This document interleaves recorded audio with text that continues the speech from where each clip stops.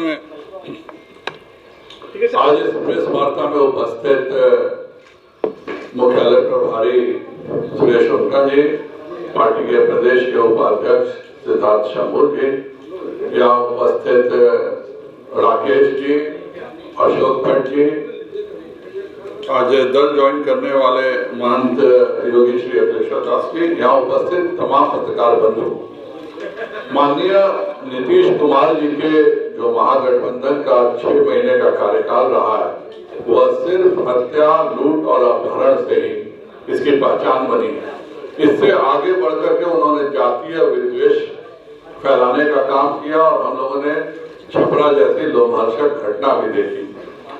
आज महागठबंधन के मंत्रियों के आगे नीतीश कुमार जी इतने बेबस हैं कि पूरा पुलिस प्रशासन महागठबंधन के मंत्रियों का आदेश पालन कर रहा है। और हमेशा माननीय मुख्यमंत्री जी पूछते हैं कि जंगल राज कहाँ है। जंगल राज का सबसे बड़ा उदाहरण आज भी अगर मैं दूं तो अभी 9 फरवरी को कांटी में राहुल कुमार जी की हत्या होती है। यह हत्या से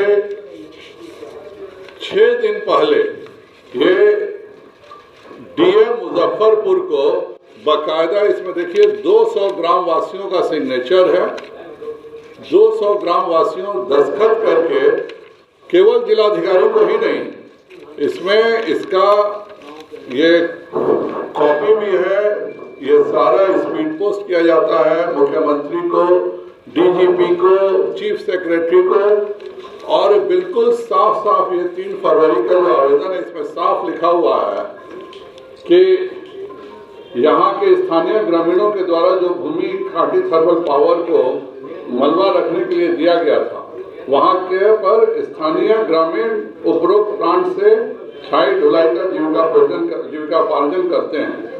यहाँ ज्ञात हो कि उक्त छाई ढुलाई हेतु स्थानीय मंत्री इजराइल मसूरी कांटी एवं उनके सहयोगियों द्वारा जबरन जेसीबी पोकलैंड मशीन लगाकर छाई का उठाव कराया जा रहा है।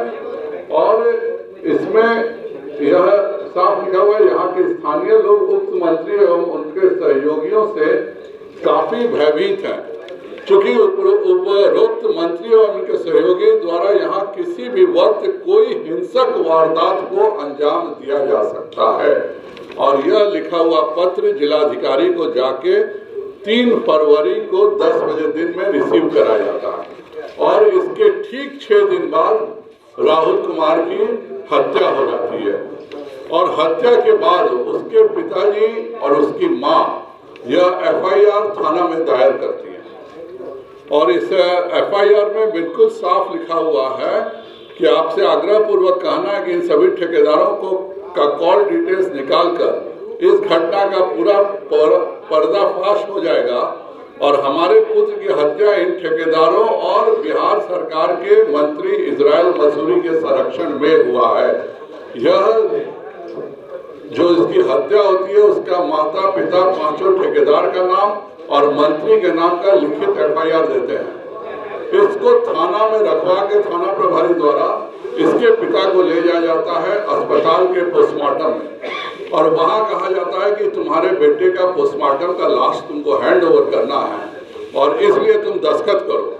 और वह दस्तखत कर देता है और पता चल इस एफआईआर को लौटा दिया जाता है और कहा जाता है कि नहीं, तुम जो पोस्टमार्टम में जो दस्तखत किए हो वही एफआईआर वैलिड है।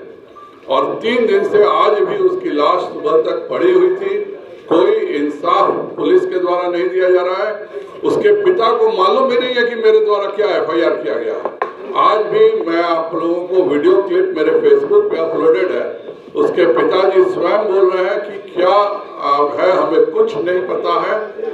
और इसके पश्चात उसको रोज धमकी दी जाती है। फिर थाने में 500 लोग, एक मुन्ना यादव हैं राजद नेता, विधायक भी है, शायद मैं कह नहीं सकता, मुन्ना यादव 500 लोग हो सकते हैं, उनके साथ 300 राजद के गुर्गे ले जाते हैं और सभी लोगों को धमकी दिया जाता है। सबका मोबाइल कांटी थाना में छीन लिया जाता है और धमकी दिया जाता है कि जो तुमने पोस्टमार्टम में दस्तखत किया उसके अलावा तुम कुछ भी कहोगे तो तुम्हारी भी हत्या कर दी जाएगी।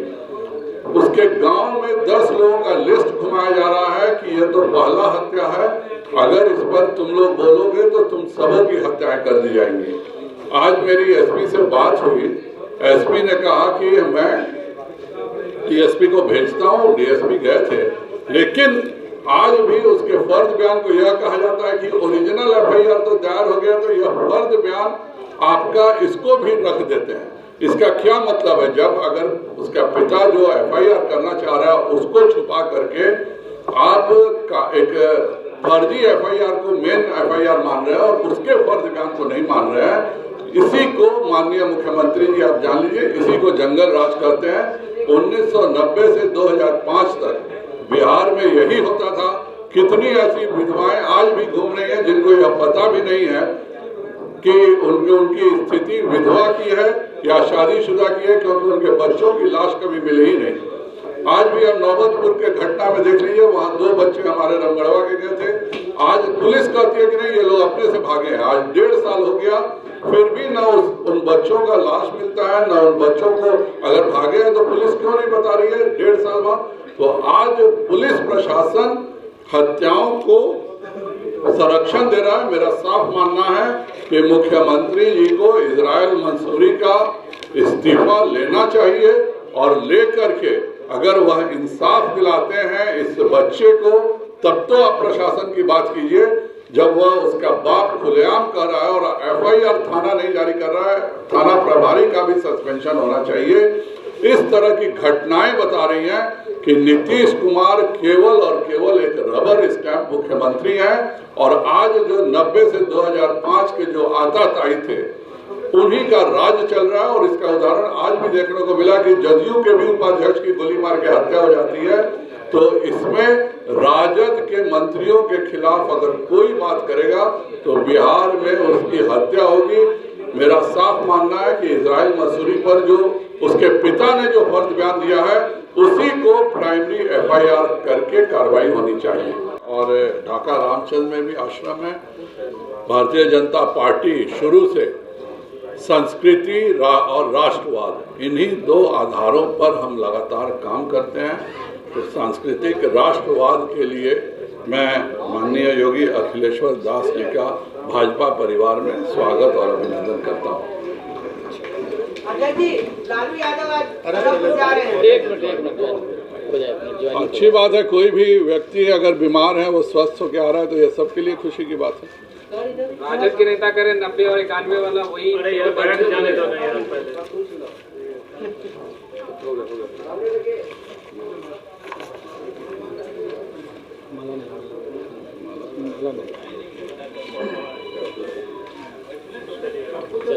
लगना अलग बात है। और कोई व्यक्ति 3 फरवरी को लिखित में देता है कि हम सबकी हत्या इजराइल मंसूरी के द्वारा कराई जा सकती है और उसके 6 दिन बाद उसमें से हत्या हो जाती है। हत्या का बाप चिल्ला चिल्ला के कह रहा है कि इजराइल मंसूरी और ये 5 ठेकेदार दोषी हैं।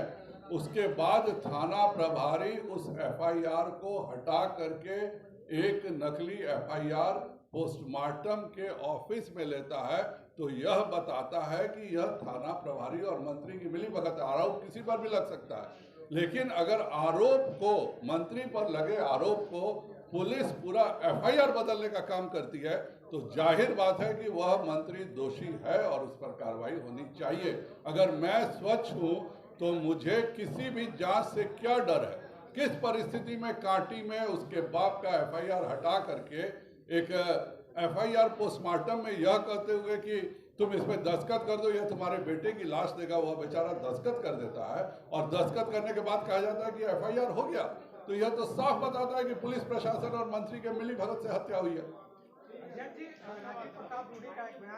लालू प्रसाद यादव का जन्म देखने के लिए बिहार में, देखिए, मैं तो प्रार्थना करूंगा कि जो 91 वाला तेवर दिखाए थे और 10,000 करोड़ का चारा घोटाला किए थे, कृपया कर, अब उनकी उम्र भी हो गई है, एक गुर्दा भी उनको दान में परिवार से मिला है, तो कृपया कर अब वह 91 वाला चारा घोटाला पुनः नहीं करें।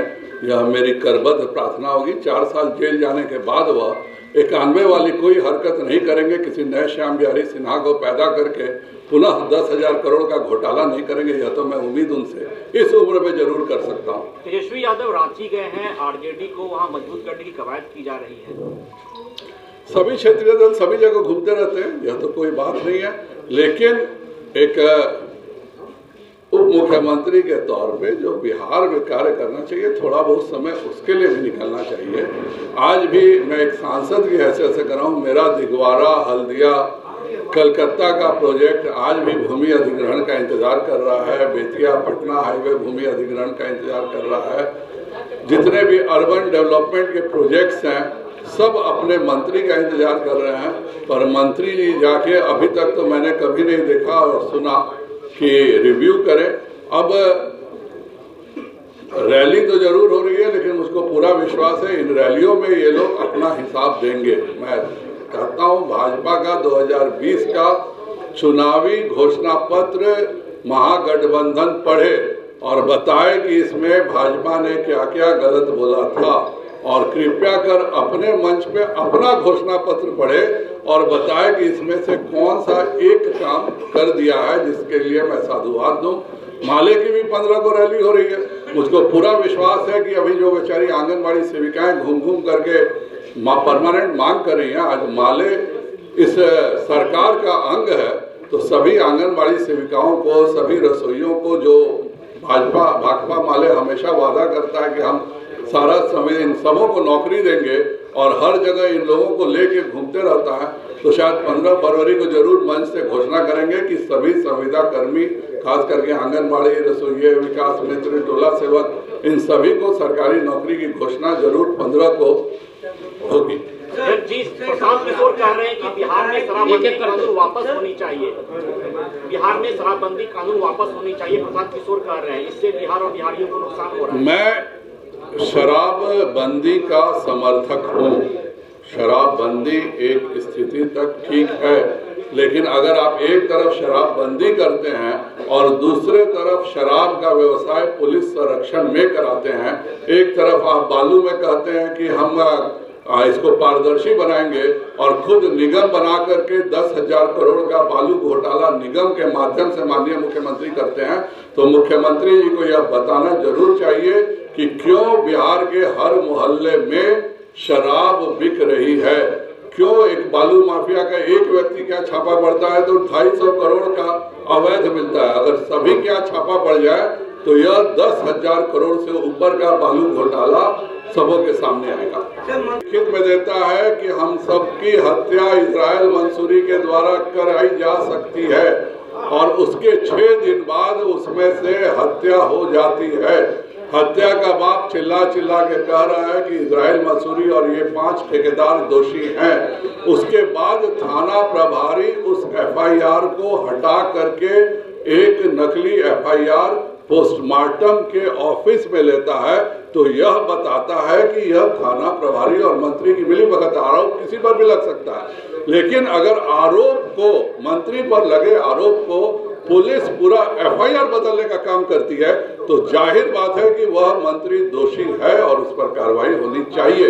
अगर मैं स्वच्छ हूं तो मुझे किसी भी जांच से क्या डर है। किस परिस्थिति में कांटी में उसके बाप का FIR हटा करके एक FIR पोस्टमार्टम में यह कहते हुए कि तुम इस पे दस्तखत कर दो, यह तुम्हारे बेटे की लाश देगा, वह बेचारा दस्तखत कर देता है और दस्तखत करने के बाद कहा जाता है कि FIR हो गया, तो यह तो साफ बताता है कि पुलिस प्रशासन और मंत्री के मिलीभगत से हत्या हुई है।